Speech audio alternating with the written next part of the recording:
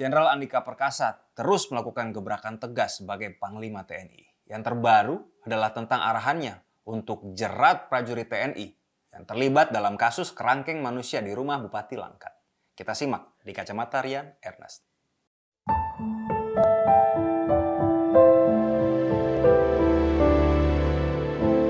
Cerita ini berawal dari ditangkapnya Bupati Langkat, terbit rencana perangin-angin oleh KPK dan ditetapkanlah sebagai tersangka kasus korupsi.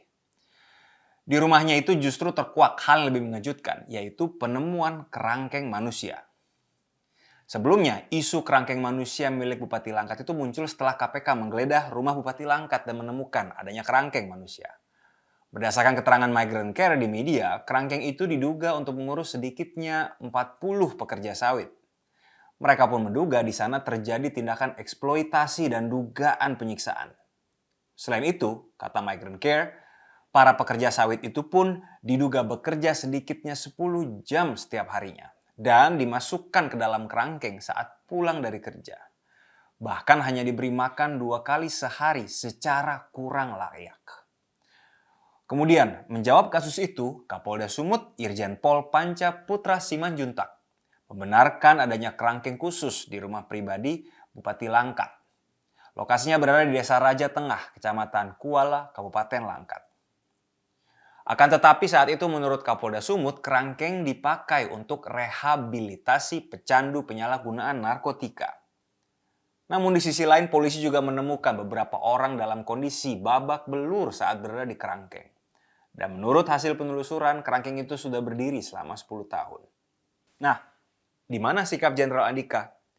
Beberapa hari lalu Panglima TNI Jenderal Andika Perkasa menyebutkan ada 10 prajurit TNI yang menjadi tersangka dalam kasus kerangkeng manusia milik Bupati nonaktif Langkat ini. Andika menegaskan, proses hukum yang menyangkut prajurit TNI dalam kasus kerangkeng manusia akan terus berjalan. Dan sejalan dengan itu, Andika juga menginginkan supaya para korban mau mengungkapkan semuanya. Hal ini dilakukan supaya mereka-mereka yang terlibat sejak tahun 2011 dapat dimintai pertanggungjawabannya. Penyelidikan masih terus dilakukan untuk mencari semua pihak yang terlibat. Jenderal Andika Perkasa menegaskan bahwa proses hukum yang menyangkut prajurit TNI dalam kasus kerangkeng manusia akan terus berjalan. Komnas HAM mengapresiasi langkah Panglima TNI ini yang mengumumkan 10 anggota TNI sebagai tersangka. Penetapan 10 tersangka dari TNI juga bagian dari rekomendasi Komnas HAM. Sikap tegasnya Jenderal Andika dalam memutuskan akan menindak internal yaitu TNI menjadi angin segar dalam perubahan kultur di internal TNI sendiri. Bisa dilihat bahwa Tentara Nasional Indonesia makin hari makin profesional di bawah pimpinan Jenderal Andika Perkasa. Saya yakin Andika Perkasa tidak ada niatan untuk maju di tampuk kepemimpinan nasional. Hanya saja TNI yang menurut survei adalah institusi yang paling dipercayai rakyat tentu menempatkan Jenderal Andika sebagai calon pemimpin nasional. Kita lihat, di Februari tahun ini dari survei yang dilakukan oleh Kompas, Jenderal Andika sudah masuk dalam bursa capres. Angka elektabilitasnya 2%. Mungkin sepintas terdengar kecil, tapi nanti dulu. Angka 2% ini sudah hampir sejajar dengan politisi lain yang sudah jauh lebih lama malang melintang di belantika politik Indonesia. Politisi dalam kisaran 2-4% di survei Kompas tersebut adalah Sandi Uno, AHY, BTP, Ridwan Kamil, dan Ibu Risma Mensos. Mantap kan? Untuk pendatang baru, Jenderal Andika Perkasa. Kalau kita lihat ke belakang, dalam kepemimpinannya, Jenderal TNI Andika Perkasa juga selalu membuat terobosan baru. Terobosan yang tegas dan tentunya tidak diskriminatif. Mulai dari menghapus syarat bebas keturunan PKI yang dinilai pengawat militer dari Institute for Security and Strategic Studies, Khairul Fahmi, sebagai sebuah langkah yang tepat.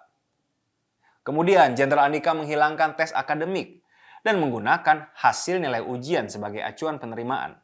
Menghilangkan tes pemeriksaan postur tubuh karena telah ada dalam tes kesehatan. Dan juga menghapus tes renang karena dinilai tidak adil. Mengutip dari website Lab45, Kala itu Jenderal Andika juga mengumumkan penghapusan tes keperawanan yang kontroversial sebagai persyaratan bagi rekrutan perempuan untuk bergabung dengan TNI. Lantas, hal-hal ini juga menjadi hal yang perlu diapresiasi karena langkah Andika adalah bentuk kemajuan progresif yang sudah lama tertunda di TNI. Kita perlu menghapus diskriminasi di dalam Tentara Nasional Indonesia. Bahkan Panglima TNI juga mengaku sempat membahas sejumlah langkah dalam penyelesaian konflik Papua. Sebagai catatan, Jenderal Andika disebut memaparkan upaya baru dalam penyelesaian konflik Papua, yaitu melakukan pendekatan humanis dalam menangani konflik Papua. Dari masa kepemimpinan Jenderal Andika ini, saya melihat jati diri TNI sesuai dengan tercantum dalam website TNI. Tentara yang profesional adalah tentara yang menganut prinsip demokrasi, supremasi sipil, hak asasi manusia, dan ketentuan hukum. Dan semua hal ini sudah terlihat dalam terobosan-terobosan dan sikap yang dilakukan oleh Andika Perkasa. Kalau Andika Perkasa bisa semakin tegas membenahi internal TNI sambil terus memberantas intoleransi dan radikalisme di dalam tubuh TNI, saya yakin Jenderal Andika Perkasa akan semakin melejit di bursa Capres 2024. Semakin banyak calon kuat, semakin bagus untuk kita. Rakyat memiliki banyak pilihan 2024. Pembelahan, polarisasi akan makin jauh dari kita. Semangat untuk Pak Andika. Sampai jumpa.